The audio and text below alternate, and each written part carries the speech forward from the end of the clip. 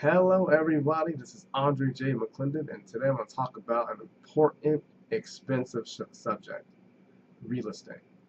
Now, it's pretty crazy. In 2018, I have helped a lot of people not buy a house. Yes, not buy a house. So, I don't want to dive into the charts. I want to make this very simple video. If you're going to be buying a house, really look at all the prices, all the price and the cost. And a lot of people are not doing that. They're just looking at a short-term cost of the house and not the entire fruition of the property. So people are saying, most people are thinking like, hey, I'm losing money when I'm renting, which is you're not losing money if you're renting, and it's better for me long-term to get a house. No, the majority of people, in my opinion, should never buy a house. Never. Just not. And if you are going to buy a house, fall into my category of people going to buy a house, you got to do it off the right reasons and also off of the right mathematical setups. You got to apply out when you're going to buy a house. So right now we're at the top of the real estate market, and literally we're at the top of the real estate market. We're almost at the 2007 highs, and people are still buying properties. So when I talk to the 30-odd people I've met this year to help them not buy a house, these guys are buying, when you look at the house price, they're buying at 3 times or 4 times what the house actually costed a few years back, like in 2011, 2012, 2013, 4 or 5 times. And their interest rate, when it's kicking over 30 years, it's going to be more than double. It's almost 2 times, it's like 2.5 times the price of the house. Now, they said they can handle the payments. I told them, like, you know, you're a 2-income family, and if you lose your job, one of you guys loses your job, there is no other room for car payment or other payments. You know, you're basically spending too much. You're living outside of your income. You're not budgeting correctly. Maybe you should rent smaller, save up the money, and then put a larger down payment on a house instead of, you know, the normal 3.5% for like for a VA loan. Why don't you just put down 40 or 50%? Knock it down faster and do a 15-year loan. So I don't. Most people, when they buy a house, they buy at the wrong times. So if you're gonna look at buying a house, please look at the timing. Just look at a simple index. Like, okay, is the market high? Am I buying over the price? I mean, you can go on Zillow and honestly look at the price of the house, look at the history of the house.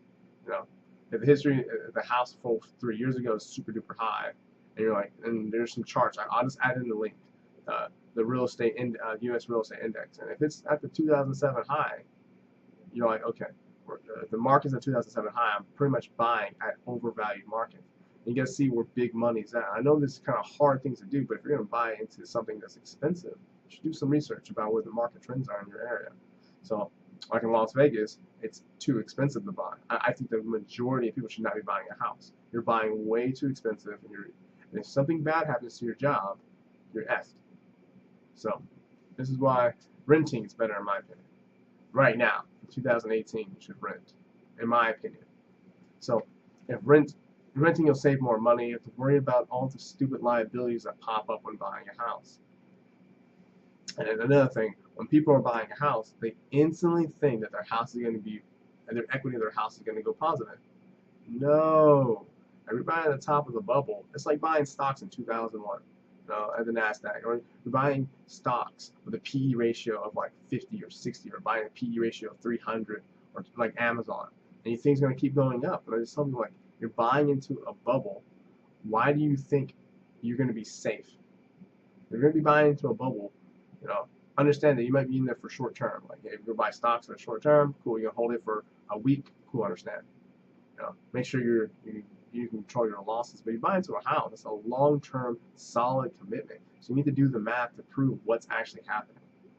And your realtor and your loan manager, the person giving you a loan, are not going to be telling you these important details.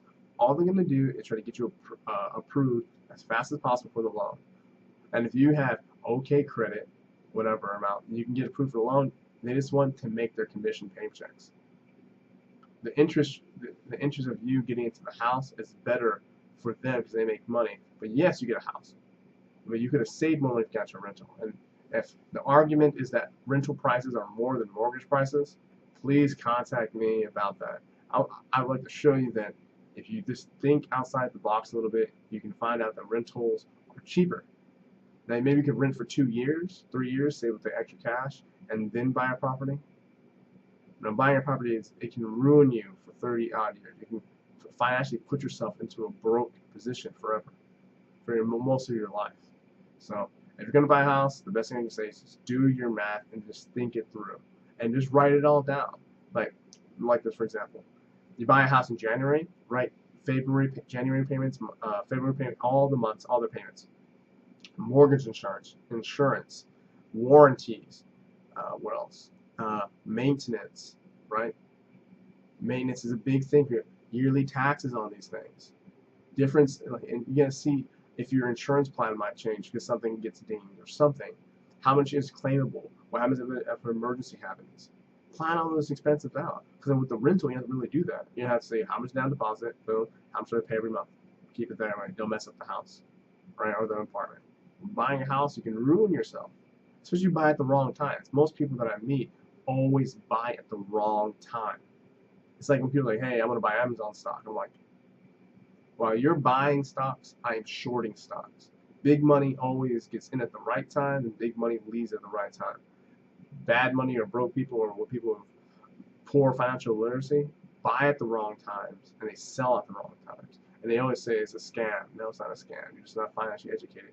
Get financially educated before you make big financial decisions. Okay? So I'm not telling you what to do. I'm just saying, please think about it, what you're doing, and plan it out on an Excel spreadsheet or on Google Sheets, and you'll be able to see, oh, this is what Andre's talking about. In 30 years, it is more expensive. But that's it, guys. I got another meeting. Have a wonderful day.